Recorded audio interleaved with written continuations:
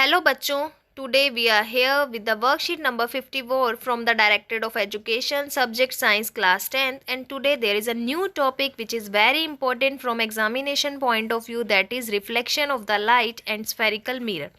What is a light, student?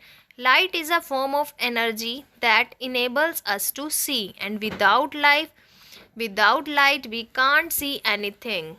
Okay, imagine if you entered in a dark room, then you are able to see any object in the room? No. Why? Because light is a form of energy and light enable us to see the every object. Properties of the light, student.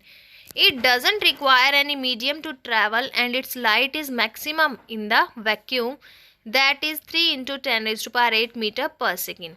So light always travel in straight line. Secondly, light do not require any medium for traveling, and thirdly, its speed is maximum in the vacuum. And what is the speed of light? 3 into 10 raised to power 8 meter per second.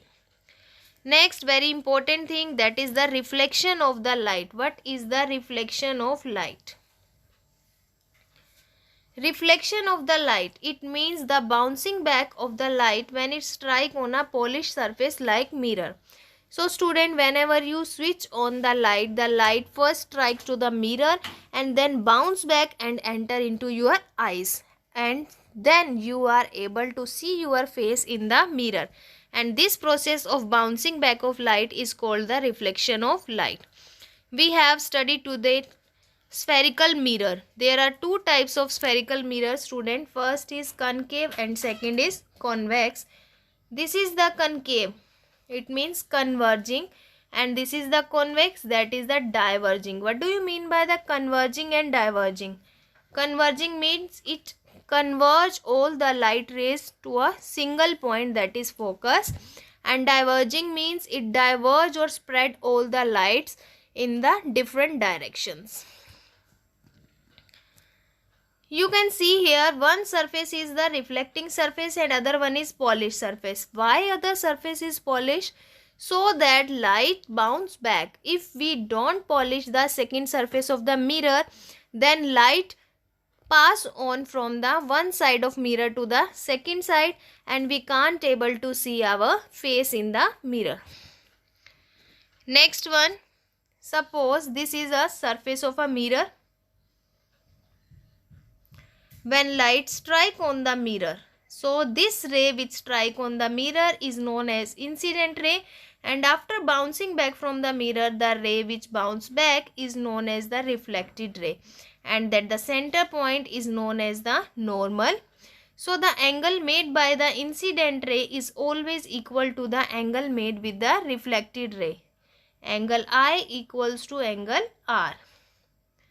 Secondly, the incident ray, reflected ray and normal all lie in the same plane. This is very important, student. You have to focus on that point. Okay. Next one. You see the ray diagram. This diagram shows that there is a C. C means the center by which the circle is drawn. So C is known as the center of curvature. Center of curvature means the centers. Mirror is a part of a sphere and the center of a sphere is known as center of curvature. Okay. Now second thing is P. What is P here? P for pole. It means the center of the reflecting part of the pole. The reflecting part of the mirror have a center and this center is known as the pole. The third thing here is aperture. What is the aperture, student? Aperture is this, M2N. This is called the aperture of the mirror. It means the diameter of a mirror is called its aperture. The fourth thing is here. We discuss pole, aperture and C, center of curvature, and the next is principal axis. What is the principal axis? The line joining the pole and curvature. This line is known as the principal axis, and this principal axis always moves to the center, and after reflection light moves on that line, not bounce back in another direction. And the next one is here, the radius of curvature. What is the radius of curvature? The distance between the center of curvature and the pole is called the radius of curvature, student. Okay.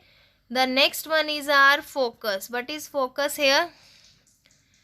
The point where all the light rays meet after reflection, means the point of convergence, is known as the focus.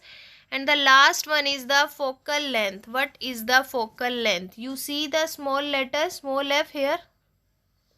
It means the distance between the focus and the pole is known as the focal length.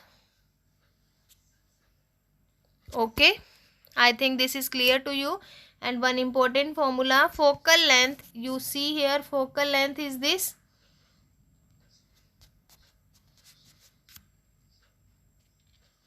This is the radius and this is the focal length. So focal length is half of radius always, and we use this formula in our numericals. Now let us practice some exercise.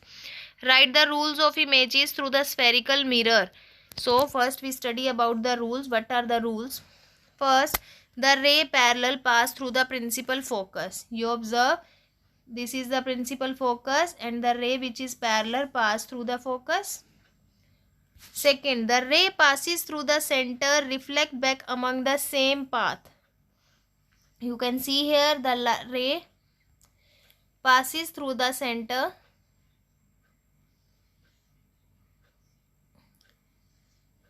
reflect back on the same line. The third one is ray incident obliquely at the pole, reflect obliquely. So that ray enters obliquely and reflect back obliquely. So you have to draw these three diagrams and these three rules in the answer of first question. Okay, students? This is the answer of your first question. You have to write three rules and also to draw these three diagrams. This is first answer. Draw the concave mirror and mark the pole. So this is the answer of your second question. You have to draw that diagram. I think this worksheet is clear up to you. Now you can easily understand why convex is called diverging and concave is called converging, and what is the speed of light and why it is maximum in vacuum, and what is reflection and why we polish the second surface of mirror. So student, if you like that worksheet, subscribe our channel Learning Light, share among your friend circle. Stay healthy, stay safe. Thank you.